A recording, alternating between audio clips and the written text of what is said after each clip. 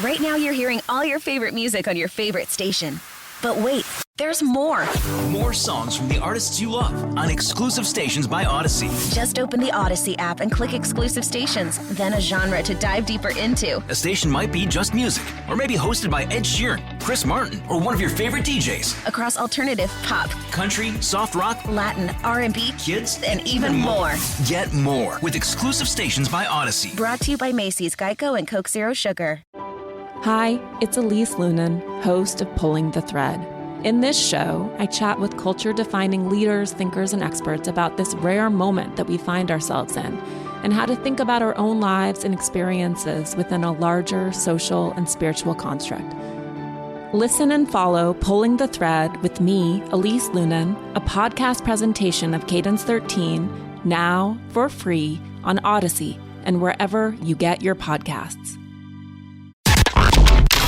He's the voice of Chiefs Kingdom and the premier play-by-play man in the NFL. Off of Edelman and picked by the Honey Badger. Pick six! Tyrann Mathieu, pick six! Andy joins Fesco in the morning every Friday at 7:30, right here on your official broadcast partner of the Kansas City Chiefs. Butker's kick is up. He lines it up. The kick is long enough. It is good! 610 Sports Radio. Here's Mitch Holtis. Love to have a Pick Six Sunday. Oh, that'd be great. fantastic. Mitch Holtis, voice of the Chiefs. He's brought to you each and every week by Ben Franklin Plumbing, the punctual plumber. Yes, it would put everybody at ease if this defense could not only get a couple stops, but boy, they get a turnover and run one back, Mitch. We'll all be feeling a whole lot better about this defense. Kling, I know greed is one of the 7 deadly sins, but I would take 2 pick sixes at this point. Honestly, the Chiefs just haven't been taking it away much, other than the 2 interceptions by Tyrann Mathieu in week 2. They need to get some of those, but you're playing a team that's number 1 in the NFL in giveaway takeaway at plus 11. But I'll give you a stat later on that you haven't heard yet that could give you hope for your hope to start this morning. Well, Mitch, you're getting greedy. I've been saying all week, just get me a stop. That's all I need is a stop in this game, because I think a stop with the way that this offense is going right now could be the difference, right? Well, we've seen that. Honestly, if the Chiefs offense doesn't turn it over and you get a stop, last week being Exhibit A, and quite honestly, in the Cleveland game, Exhibit B, just a stop or 2 stops. And the way the NFL offenses are going in these 2 offenses, which are number 1 in the league, tied at scoring at 33.5 points a game, a stop could be the difference. Yeah, no doubt about it. So when when we look at Buffalo, Mitch, now how much better are they today than they were when they came in here for that AFC Championship game? Guys, to be honest, I think they're much better than that team in January. And as I dove into them this week, you think, well, they haven't played a great schedule, but they've been wiping people out. But I think on both sides of the ball, they're better. Now, they've been trying to be more balanced. They're 5th in the league in rushing. Last year, by the time they got to the AFC Championship game, they were just kind of slinging it all over the infield, as my old colleague Charlie Spooner would say. But defensively, they're better, and I think they're running the ball better, more balanced. And then they pick up Rousseau in the draft. They got Boogie Basham in the draft. They've got Star Lutulele back healthy again. He wasn't playing in January. And they have emerging young defenders. You know, a guy like Tremaine Edmonds is a stud, and then their secondary has always been good. But I think this Buffalo team is a notch or 2 notches better than the team that beat in the AFC Championship game. Defensively, a couple of shutouts. You mentioned a bunch of names on defense. You think it is improvement rather than opponent? Both. It's both. Now, they're the first team to have 2 shutouts in the first 4 games since the 2000 Ravens. Yeah. And go to your favorite browser and check that out and see what that team was like.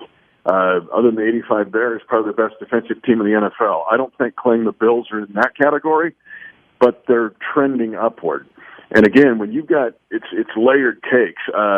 They've got all 3 layers handled. They got pass rushers, run defenders, impact linebackers, and then DBs that are considered some of the best in the league. And collectively, probably top 5 as a secondary in the league, maybe top 3.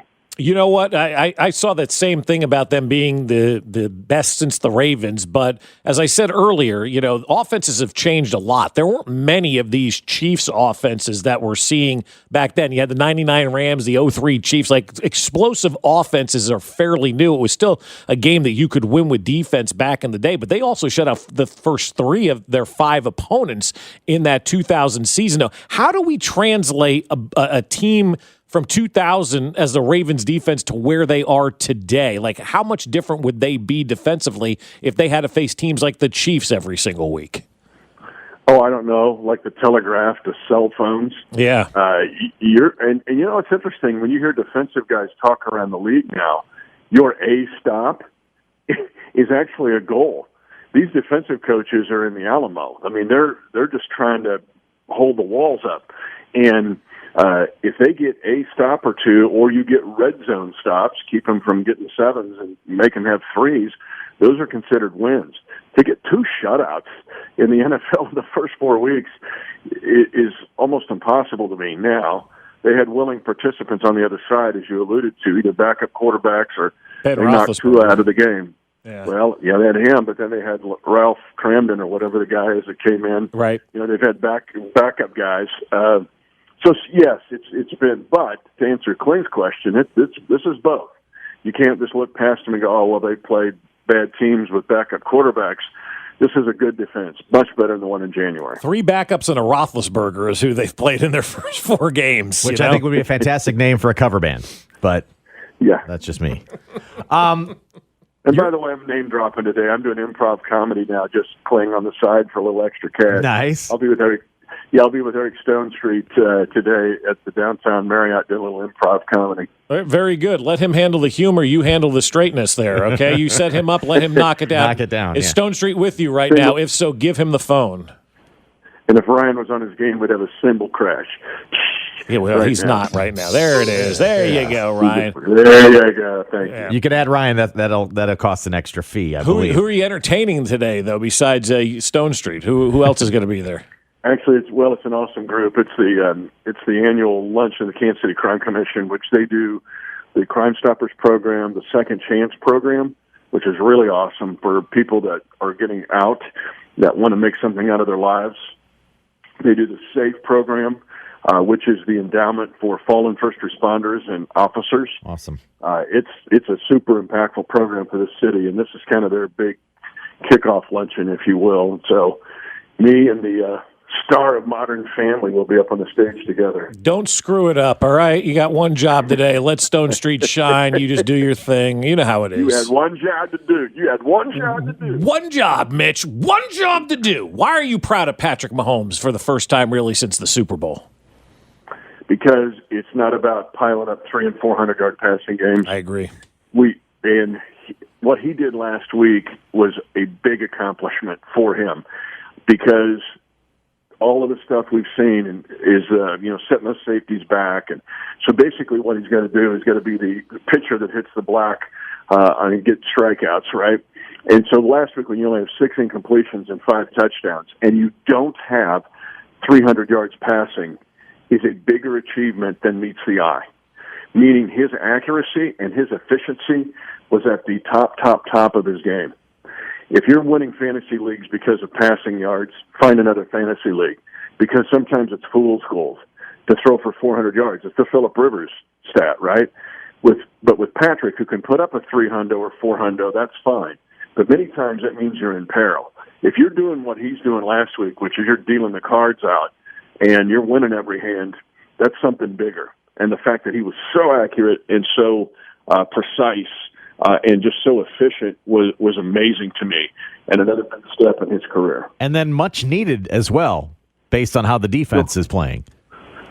Well, there was pressure all day long on him. That was the other thing. That was the first thing I asked Andy Reid on the Kingdom Show Monday night, was the fact that there was always pressure. It was the Williams sisters at Wimbledon. I mean, you were never up 40 love. It was like, wham, here comes, you're just returning serves all day. And that puts pressure, man. You got to do it every time. And again, those guys passed, and Patrick passed with flying colors. Talking with Mitch Holthus here on 610 Sports Radio. You mentioned the stat that nobody's talking about with the Buffalo Bills. What is that stat? Well, let's think about the way that you guys started this segment. You wanted pick sixes. You wanted to pick six. I wanted two. Here's a stat. Okay, they're number one, the Buffalo Bills, in giveaway takeaway, right? They're plus 11. But here's a stat I have not yet seen on Good Morning Football or any other shows. Guess who leads the league in fumbles after 4 weeks? Buffalo. The Buffalo Bills. Now, get this. They've had 9 fumbles and lost only 2. So to your point, Bob, of like, well, who are they playing and backup quarterbacks, they've also had that fortuitous bounce of the ball. They have fumbled 9 times and lost just 2 of them. That means they've recovered 7 of their own fumbles. Now, if this continues at this rate, you know that the numbers will work against them. So I do think there's a chance to take the ball away from these guys on Sunday night. And that might happen more than once. I think the other stat that nobody's talking about with the Bills, their offense is barely 60% in the red zone. If they get down to the red zone, they're not scoring touchdowns. They're kicking a lot of field goals right now. And I think that's something to look at as well, Mitch, as we get ready for this game on Sunday. If the Chiefs defense can just do a little bit in the red zone and hold them to a couple of field goals, again, that's a win in my opinion. You nailed it. I think you nailed you. it. Now, they were kicking field goals last week against Houston, and I think the Houston team's worse than their 2000 expansion team. I seriously do. I mean, I think when they won that opening week, I go, well, they're not going to go 0-17, and I won't put it past them to not be 2-15 or 1-16, meaning Houston. But Buffalo was settling for field goals, and I think that's their big emphasis this week. They know that they got to get to 30 points because Mahomes has only lost 2 games when the opponent scores less than 30. I think he's like 39-2 or something crazy, but counting the playoffs. But the point is, Buffalo knows they've got to get to 30 to 35 points, and that puts pressure on them. We talk about the pressure being on the Chiefs to answer. When you're coming into this stadium to play this team and know you've got to get to 35 because anything less than that will probably get you beat, that you're not under that kind of duress in normal weeks. You mentioned fumbles, forcing fumbles. Chris Jones has always been good on that. Hasn't practiced all week. What do you expect his status to be come Sunday? Boy, today's big, Kling. Today is big in that regard. And now we probably realize that his wrist has been bugging him more the last 3 weeks than we realized. I think he's trying to been gutting through some pain, and especially when you play where he does, because every snap you are taking that wrist and absorbing a blow or dealing a blow. So this is just like you punch in the bag and, wow, my wrist hurts. No fun. It's not like a DB. You can get by maybe without playing with a tough wrist or whatever, but Chris Jones, that spot makes it really interesting. But to answer your question, today will tell us everything. I have no answers at 7:45 this morning, but we'll have more answers, I think, at 1:45. All right, enjoy your lunch and tell Stone Street we said hello. Don't screw up, and have a great call on Sunday night. It's a big game. A lot of people are going to be paying attention to it. Thanks, boys. And yes, if you want to catch my improv later, we'll be at my new Second City location at the Legends. Very good. All right, boys. Take care. Fesco in the Morning, brought to you by Santa Fe Auto Sound, Kansas City's home for car audio since 1967. Keeping up with the flood of news every single day can be quite stressful. There is climate change happening. There's the pandemic, labor movements, Nicki Minaj's cousin's friend. Hi, I am Gideon Resnick, host of Crooked Media's What a Day. Each week, Travell Anderson, Priyanka Arabindi, Josie Duffy Rice, and I are going to break down the biggest news stories of the day in a way that hopefully doesn't always make you want to cry. New episodes of What a Day drop every weekday at 5 a.m. Eastern. Listen on Odyssey, Apple Podcasts, or wherever you get your podcasts. 30 years ago this fall, a law professor named Anita Hill testified about sexual harassment at Clarence Thomas's Supreme Court confirmation hearings. Now, Because of Anita tells the real story of what happened and what's changed. You'll hear from journalists, witnesses, and activists, and listen in on the first public conversation between Professor Hill and Dr. Christine Blasey Ford. That's Because of Anita, a production of Pineapple Street Studios and The Meteor, out now wherever you get your podcasts. Right now you're hearing all your favorite music on your favorite station. But wait, There's more.